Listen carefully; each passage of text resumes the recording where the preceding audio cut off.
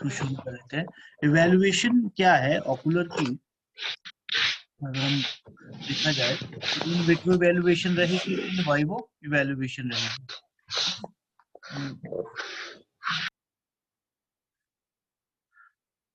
पहला है thickness of the film, ठीक है।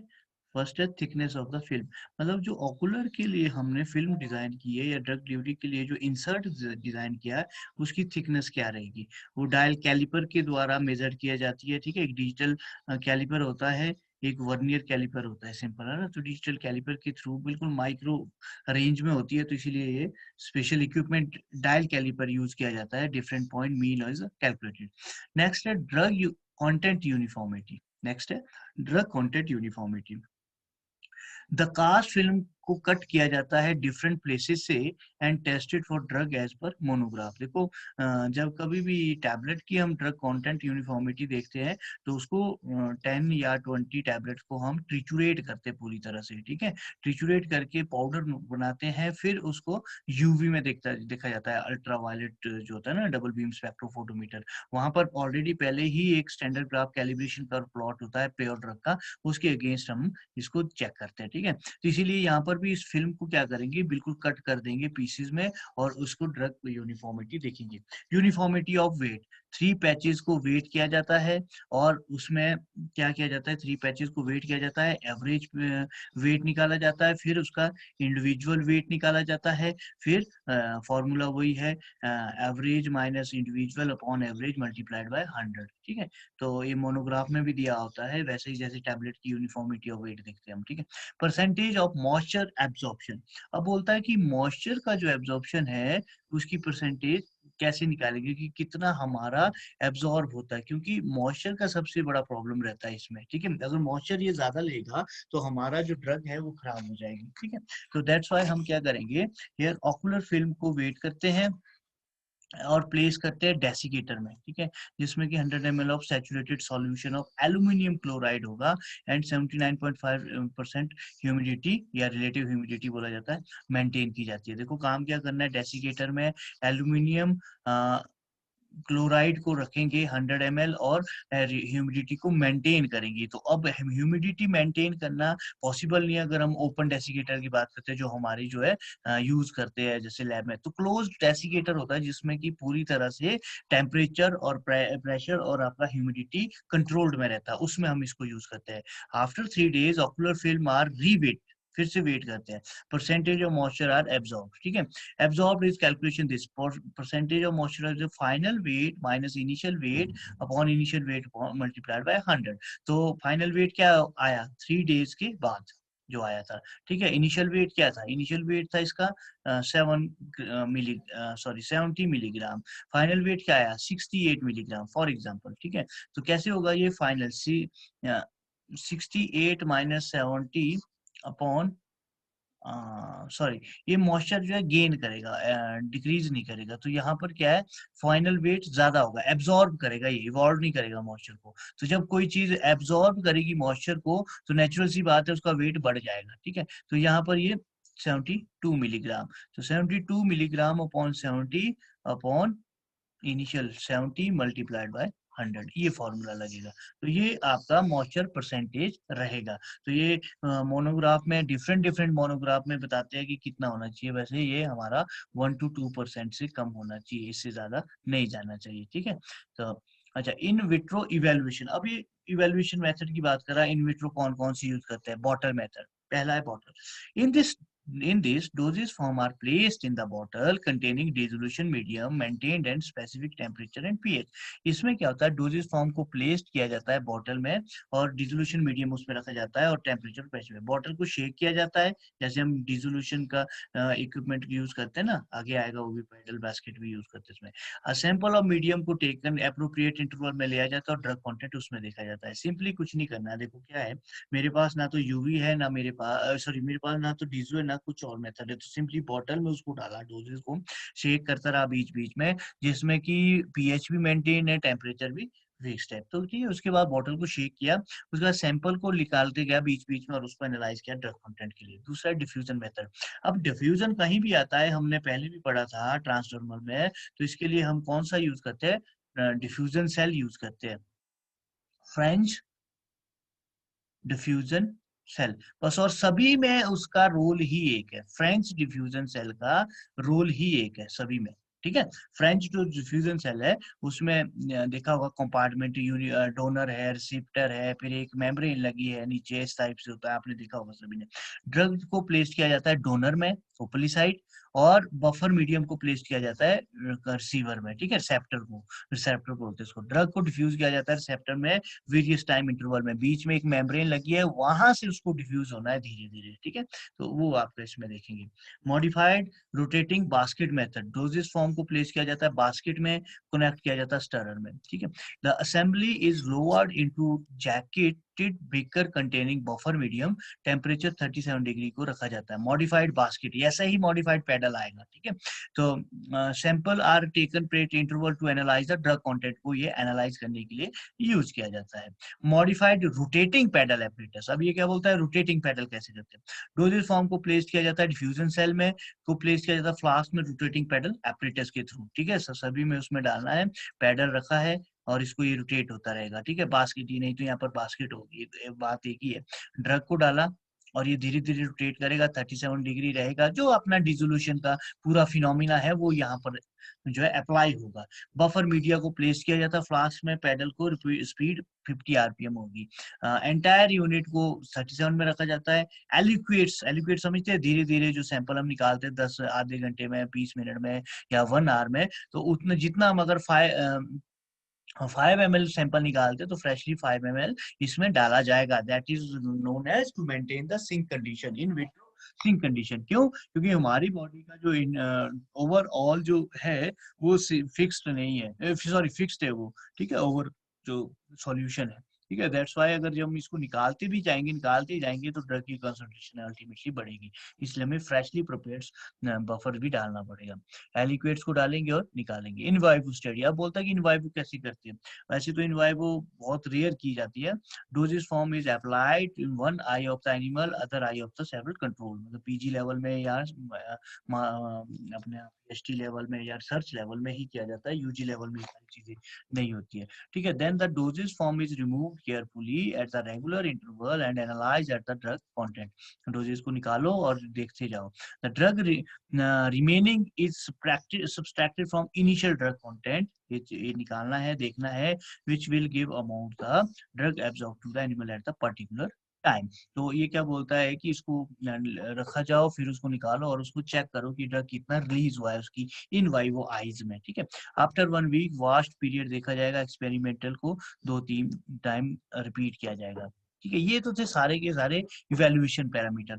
अब ये बात कर रहा है accelerated stability studies. What is accelerated stability study? Accelerated कहीं भी आता है वो होता है एक फिक्स्ड और हायर कंसंट्रेशन, लोअर से हायर कंसंट्रेशन तक मैंने उसको रखना है। क्यों रखना है? मुझे मतलब ये देखना है कि आपकी ड्रग बैड से बैड कंडीशन में कैसे बिहेव करती है, ठीक है, स्ट्रेस कंडीशन में कैसे बिहेव करती है, इसीलिए एक्सीलरेटेड स्टेबिलिटी टेस्टिंग को यूज किया जाता है, ठीक है। और हीनियस इक्वेशन इसमें रहती है, सभी को वैसे पता होगा, मैं आपको बस थोड़ा सा सम अप कर रहा हूँ, ठीक है।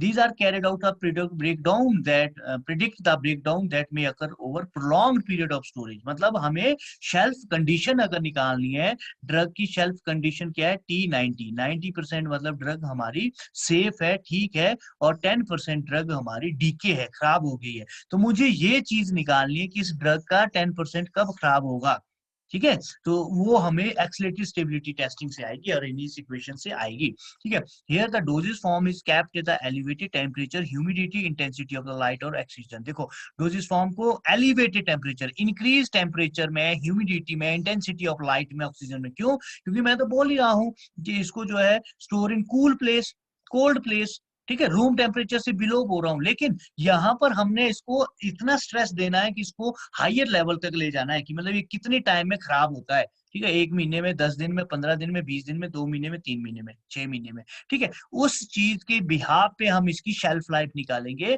कि अगर इसको स्टोर करेंगे हम 10 डिग्री सेंटीग्रेड पे या 8 to 24 डिग्री सेंटीग्रेड पे, तो हमारा ये ड्रग जो है 2 ईयर तक चल सकती है, ठीक है, तो इसीलिए हम इसको एक्सीलरेटेड स्टेबिलिटी करते हैं। Then after regular interval time sample taken, drug content from the result of the graphical treatment plotted, shelf life, expiry date is determined. वही चीज अरहेनियस इक्वेशन, इसमें सिंपली अरहेनियस इक्वेशन इसमें लगना है, बाकी कुछ नहीं लगना। ये फिजिकल फार्मेसी में बहुत डिटेल में पढ़ी होगी आपने, जब फिजिकल फार्मेसी 2 4 सेम में पढ़ी होगी, ठीक है। जी, conclusion, all the approaches improve ocular drug bioavailability. सारी की सारी अप्रोचेज है जो भी हम काम कर रहे हैं, इंप्रूव करना है ऑकुलर की बायो अवेलेबिलिटी को। कैसे? Increase ocular drug residence time, इसको ऑकुलर में जो है आई में उसको ड्रग को ज्यादा से ज्यादा टाइम तक रखना है। Diminish side effect due to systemic absorption, direct absorption करवानी है ताकि साइड इफेक्ट कम हो। And diminish the necessity therapeutic amount of the drug for the therapeutic response in the anterior chamber. और ये बोलता है कि नेसेसिटी जो अमाउंट है थेरापेटिक का, जितनी मुझे डोज की रिक्वायर्ड में, वो पहुंच जाए एंटीरियर चैम्बर तक, ठीक है। They improve patient compliance, reducing frequency of dose, ये इसकी ऑब्जेक्टिव्स हो सकते हैं। अगर आपके पास ऑब्जेक्टिव्स आते हैं, ये सारी लिखनी है इसमें। Dosing, they reduce dose of therapeutic, adverse effect of the dose को ये रिड्यूस करता है। तो ये जो है ये ऑकुलर ड्रग डिलीवरी सिस्टम का लेखा जोखा है, पूरी तरह से मैंने आपको डिटेल में समझा लिया। इसमें जो रहता है, एक मैं देख रहा था, वो क्या रहता है वो मैं आपको बताता हूँ। इसमें जो रहता है, एक आपके बैरियर्स रहते हैं आपके सिलेबस में, बाकी सारी चीज होगी, मतलब उससे ज्यादा ही हो गया है, ठीक है। कुछ एक चीज सिलेबस में नहीं भी थी वो भी हमने कर दी है, लेकिन हमारे पास जो रहता है दैट इज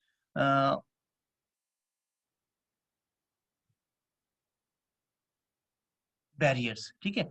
कौन कौन से बैरियर्स है जो हम यूज करते हैं, ठीक है, वो मैं आपको बता देता हूँ। उसके बाद हम नेक्स्ट क्लास में इंट्रा यूट्रिन करेंगे, बैरियर्स में अभी समझा लेता हूँ, ठीक है।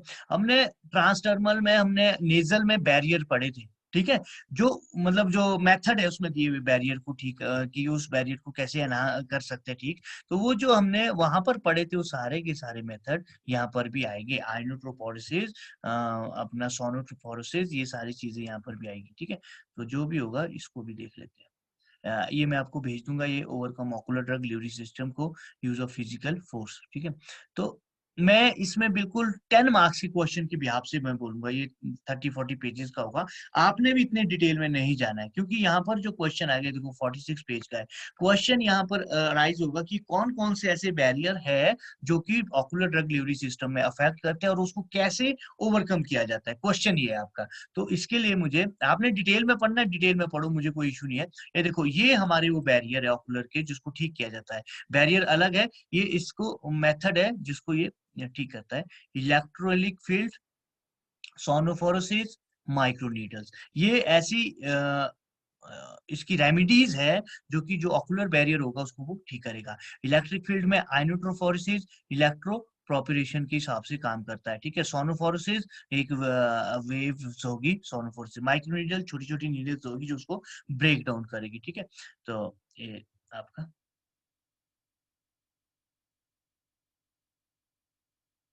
तो मैं डायरेक्ट आपके 10 मिनट में इसको समझाऊंगा। ये physiological barrier to efficient ocular drug delivery system, 10 marks का क्वेश्चन आता है बेटा, तो ये हमें बनाना ही बनाना है।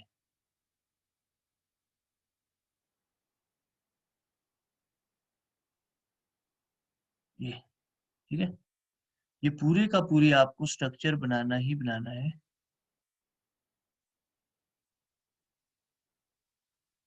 और यहां से ही हमारे पास बैरियर आ गया, कौन कौन से?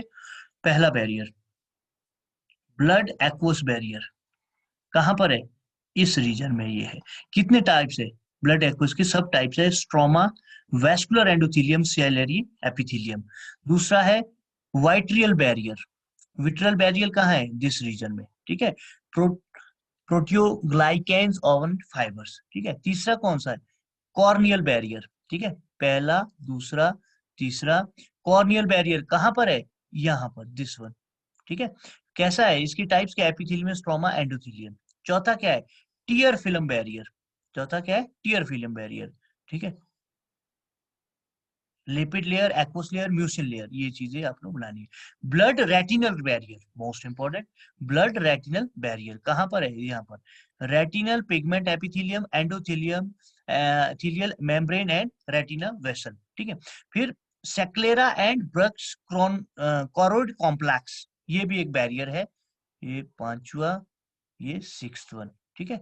ये कहां पर है, दिस इस रीजन में, ब्रुक्स मेम्ब्रेन, क्रोरोनॉइड, स्क्लेरा, ठीक है। ये एक बैरियर है। तो 6 बैरियर यहाँ पर है, जो शायद आगे अगर 2-3 भी दिए होंगे, बट आपने पूरे के पूरे 6 करने हैं, और यहाँ से ही ये क्लियर हो जाना चाहिए आपकी बैरियर्स, ठीक है। और यहाँ पर डिटेल में दिया है एक एक, आपने आगे जाओ। Corneal and anterior segment barrier, cornea 0.5 millimetre thick है, कॉलेजन स्ट्रक्चर का बना है, प्राइमरी बैरियर है एड्सॉर्प्शन के लिए। ये सारी चीजें, इसकी पर्टिकुलर की पूरी स्पेसिफिकेशन आपको यहाँ पर मिल जाएगी, और मैं इतने डिटेल में नहीं जाऊंगा, ठीक है। मैं आपको एज अ क्वेश्चन इसको बता रहा हूँ। दूसरा बैरियर कौन सा है, स्क्लेरा ब्रक्स कॉरोइड कॉम्प्लेक्स, कैसा है, कहाँ से बना है, वो सारी चीजें इसकी पूरी की पूरी है।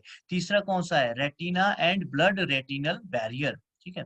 चौथा कौन सा है, ये समरी आ गई फिजियोलॉजिकल की, ठीक है। अब ये तो आ गया मेथड, यहाँ से मेथड आ गई इसकी, ठीक है। लेकिन ये समरी आ गई, कॉर्निया, कॉन्जेक्टिवा, बैब, स्क्लेरा, बीसी कॉम्प्लेक्स, आरबीपी, ये कहाँ का मॉलिक्यूलर साइज क्या है, इसका लिपोफिलिसिटी क्या है, कहाँ पर प्रेफर होती है, कहाँ पर नहीं होता, चार्ज क्या है, प्रेफर, ये सारी चीजें इसमें आ गई है ना। फिर हम बात करते हैं कि कैसे इसको है ना ओवरकम किया जाता है, method overcome of the barrier, barrier को कैसे ओवरकम करेंगे। तो हमने पढ़े थे आइनोटोपोरोसिस, कहाँ पढ़ा था, वो नेजल में, कहाँ पढ़ा था, ट्रांसडर्मल में। सेम अगर उसको फिनोमिना को भी आप वहां से उठाओगे वो भी गलत नहीं है, ठीक है। बस बात ये है कि ये ऑकुलर में काम करेगा, ठीक है। अंडरलाइन मैकेनिज्म ऑफ अंडर आइनोट्रोपोरोसिस, आइनोट्रोपोरोसिस का मैकेनिज्म क्या है, ये सारी चीजें कैसे काम करता है, ऑकुलर आइनोट्रोपोरोसिस डिवाइस, ये आइनोट्रोपोरोसिस, ये देखो आप, आइनोट्रोपोरोसिस ये आपने बनाना है जब बैरियर की बात आएगी। ड्रग, ऑकुलर एप्लीकेटर, ये पावर सप्लाई लगी है जो, क्योंकि देखो आयनोटोपोरोसिस क्या है, इलेक्ट्रिक फील्ड पे काम कर रहा है, ये सारे के सारे क्या है, इलेक्ट्रिक फील्ड के काम कर रहा है। फोनोपोरोसिस, आयनोपोरोसिस, तो इलेक्ट्रिक फील्ड इसमें जनरेट करनी है, और धीरे धीरे ये रिटर्न इलेक्ट्रोड की ओर वापस चला जाएगा, और ड्रग को ये जल्दी से जल्दी ऑकुलर में रिलीज करेगा, बाकी कोई काम नहीं है आपका, ठीक है। तो इसमें पढ़ सकते हो आप डिटेल में। डिलीवरी अप्रोच आइनोटोफोरोसिस, ट्रांस कॉर्नियल आइनोटोफोरोसिस भी है, ठीक है, इसी का ही ट्रांस कॉर्नियल आइनोटोफोरोसिस है। एडवांस समरी और परमिएशन कैसे होता है, एक आधा एग्जांपल आपने यहाँ से उठा लेना है, कैसे काम करता है पूरा। एक ही ले लो, जेंटामाइसिन सल्फेट का मॉलिक्यूलर साइज, ये लिपोफिलिसिटी क्या है, हाइड्रोफिलिक है, लिपोफिलिक नहीं है, पीएच चार्ज क्या है, इलेक्ट्रोड क्या है, मोल ऑफ वोल्ट, है ना, एम्पियर डेंसिटी, ये सारी चीजें आपने देखनी है। फिर आता है ट्रांस सेक्युलर आइनोफोरोसिस, इसके डिफरेंट टाइप्स है। आपने अगर आइनोफोरोसिस में इतने डिटेल में नहीं जाना है तो मत जाइए। इलेक्ट्रोपोरेशन, ये सारी, इलेक्ट्रोपोरेशन आ गया दूसरा, ये देखो इलेक्ट्रोपोरेशन में, पर ये जरूर चीजें बनानी है आपने, देखो सॉल्यूशन, ये pores, permanent transport into target tissue pores by electroporation. Electroporation का काम क्या है, ये है आपका ट्रांससेलुलर और पैरासेलुलर काम करेगा। मैंने आपको बताया था ट्रांससेलुलर कहीं भी आएगा, सॉल्यूशन डायरेक्टली सेल्स को पास करेगा, ठीक है, और पैरासेलुलर इन पोर्स के बीच जाएगा, बस यही डिफरेंस है दोनों में, है ना। तो ये इलेक्ट्रोपोरेशन ये काम करेगा ड्रग पर, ठीक है। डिलीवरी, इलेक्ट्रोपोरेशन के थ्रू डिलीवरी होगी। सोनोफोरेसिस, हाई वेव ऑफ द सोनोफोरेसिस क्या है, हाई वेव चलेगी, ठीक है। तो आप इसमें लिखो, और सोनोफोरेसिस यहाँ पर ये बना होगा, हाँ ये वाला। तो आपने क्या करना है, जैसे सोनोफोरेसिस है तो उसका डायग्राम जरूर बनाना है बेटा, विदाउट डायग्राम काम नहीं करेगा। देखो schematic end of stable and interior cavity and acoustic pressure wave, जिसको अल्ट्रासाउंड प्रेशर बोलते हैं हम, स्टेबल कैविएशन, इनर्शियल कैविएशन, इमेज कहाँ से लिए वो सारी चीजें इसने बताई हुई है, ठीक है। तो अब देखो रेयरफेक्शन, कंप्रेशन। तो रेयरफेक्शन क्या होता है, रेयरफेक्शन होता है तनुरीकरण करना, मतलब छोटी छोटी काम होते होते छोटे छोटे भागों में उसको, जैसे मैं यहाँ से यहाँ क्यों डाउन आ रहा हूँ, तो ये जो इतना बड़ा सा ड्रॉप है इसको छोटे छोटे भागों में तोड़ना है यहाँ तक, ठीक है। ये इमल्शन में पढ़ा होगा आपने फार्मास्यूटिकल इंजीनियरिंग में, रेयरफेक्शन, ठीक है। अल्ट्रासाउंड वेव, ए स्टेबल कैविएशन, ये देखो स्टेबिलिटी, ये सी इनर्शियल कैविएशन, ये चीजें आपने बनानी है। एक होगा माइक्रोनीडल का रहेगा, है ना।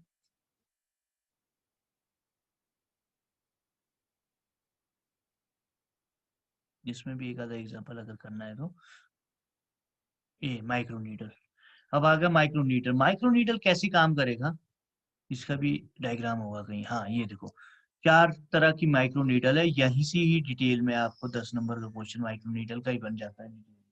ठीक है, तो ये चीज आपने जो है 1 मिनट होल्ड करना बेटा। Okay, sorry. तो यहाँ पर देखो 4 तरह की आई हमारे पास, solid MNC microneedles, coated microneedles, dissolving microneedles, hollow microneedles. Solid देखो, सॉलिड ऐसे ही ऐसा ही रह रहा है, ठीक है, ऐसे कोई धीरे धीरे डिग्रेड हो रहा है। कोटेड माइक्रोनीडल देखो, जो कोट किया है ना, या ये वाला कोट, ये इस वे में ही काम करेगा, मतलब ये यूज नहीं हो रहा, डिसॉल्व धीरे धीरे डिसॉल्व करेगा, डिसॉल्विंग पूरी तरह डिसॉल्व हो जाएगा, हॉलो पूरी तरह यहाँ से जो इसका पोर्शन होगा उसे निकालेगा। ये आपकी 4 माइक्रो नीडल के है, तो इसमें ड्रग रहेगी और ये धीरे धीरे रिलीज करेगा। इंट्राकॉर्नियल डिलीवरी है, एक इंट्राकॉर्नियल इंट्रा सेकुलर डिलीवरी है, ये आपने सुपर, ये तो थोड़ा हाई लेवल में अगर आपने पढ़ना है डिटेल में तो आप पढ़ सकते हो, कोई ऐसा नहीं है। इससे बढ़िया, पढ़ने से बढ़िया ये वाला कर लेना आपने समरी, है ना, इंट्राओकुलर की, इंट्रास्क्लेरल की, सुपरक्लियर की, क्या बोलता है ये, परमानेंट कौन कौन से यूज होते हैं, और इसमें एक सेफ्टी तो चलो होगी, कंक्लूजन कुछ नहीं है, बस हो गया, ये है। तो आपके पास यहाँ पर क्या आया बेटा, बैरियर जो है, बैरियर्स हमारे यहीं से क्लियर हो रहे हैं, कहाँ से क्लियर हो रहे हैं, ये बैरियर्स हमारी यहाँ से क्लियर होगी, ये चीज बनाओ 10 मार्क्स की, इसमें बैरियर्स आपको पूरा मिल जाएगा डिटेल में। अगर आपके पास कुछ भी नहीं है, मैं सिंपली बोल रहा हूँ कुछ भी नहीं है, आप इनके भी आगे पार्ट लिखोगे बैरियर में, बैरियर ही बैरियर दिया है, ओवरकमिंग का नहीं दिया है, तो हम ओवरकम दे सकते हैं, लेकिन क्वेश्चन मार्क्स जो मिलेंगे वो इसके मिलेंगे, ठीक है। तो एक और चीज, ऐसे भी नहीं मत छोड़ देना क्वेश्चन कि मुझे बैरियर तो आते नहीं है, ओवरकम वाले आ जाते हैं, तो मैं क्या करूँ। आपको कुछ भी नहीं आ रहा तो ओवरकम के डाल दो आप, ठीक है, तो उसमें भी मार्क्स मिल जाते हैं, ऐसा नहीं होता है, मतलब रिलेटेड है, कुछ एक इसी की चीज है, पोर्शन है, ठीक है। तो बैरियर हमारे यहाँ से होगी, blood aqueous barrier, virtual barrier, sorry vitriol barrier, corneal barrier, ठीक है, tear film barrier, blood retinal barrier, sclera and coronoid complex, ये सारी चीजें बैरियर। ओवरकम के लिए हमने क्या किया, ओवरकम के लिए हमारे पास 3 वैसे बेसिक मेथड है, जो हमने पहले यहाँ पर स्टार्टिंग में इसने ग्राफ दिया है एक, ये इलेक्ट्रिक फील्ड पहला, दूसरा सोनोफोरसिस, तीसरा माइक्रोनीडल। इलेक्ट्रिक फील्ड आइनोफोरसिस है, इलेक्ट्रोपोरेशन है। आइनोफोरसिस आपकी इलेक्ट्रिक फील्ड जनरेट करती है, स्विच लगा होगा इस तरह से काम करेगा। इलेक्ट्रोपोरेशन आपका ट्रांस और पैरासेलुलर पे बेस्ड है, मतलब पोर्स के थ्रू और डायरेक्ट सेल्स के थ्रू। सोनोफोरसिस धीरे धीरे जो है वाइब्रेशन जनरेट करेगा और ड्रग की ओर, वो बैरियर को क्रॉस करके ड्रग नीचे पहुंचाएगा। तो मतलब हमारा बेसिक काम क्या है, ड्रग को नीचे की ओर पहुंचाना। जैसे ये अगर बैरियर है, दिस इज बैरियर, तो यहाँ तक हमें ड्रग पहुंचानी है। माइक्रो नीडल छोटी छोटी नीडल्स है, हॉलो नीडल्स है, और दूसरा यूज करते हैं, ठीक है जी सर।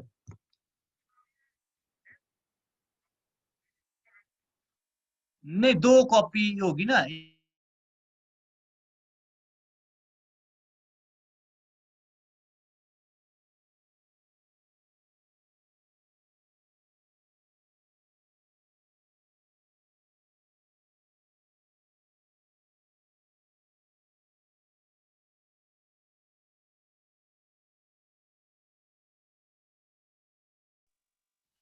हाँ जी, तो ये हमारा जो है बिल्कुल इलेक्ट्रोपोरेशन और उसका है। तो आगे हम, ये आपका फिर इसके बाद इस तरह से आपका जो है ये कंप्लीट हो जाएगा, ठीक है।